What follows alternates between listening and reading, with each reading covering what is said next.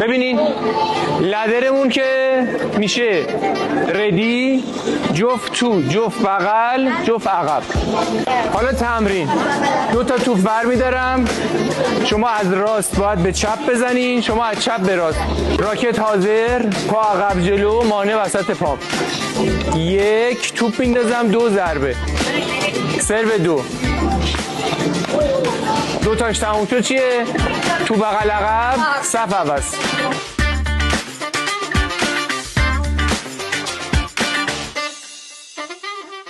ببینین لدرمون که میشه ردی، جفت تو، جفت بغل، جفت عقب.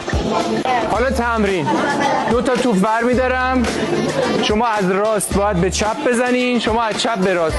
راکت حاضر، پا عقب جلو، مانع وسط پا. 1 توپ میندازم، 2 ضربه، سرو 2. 2 تاش تموم شد چیه؟ تو بغل عقب، صف عوض.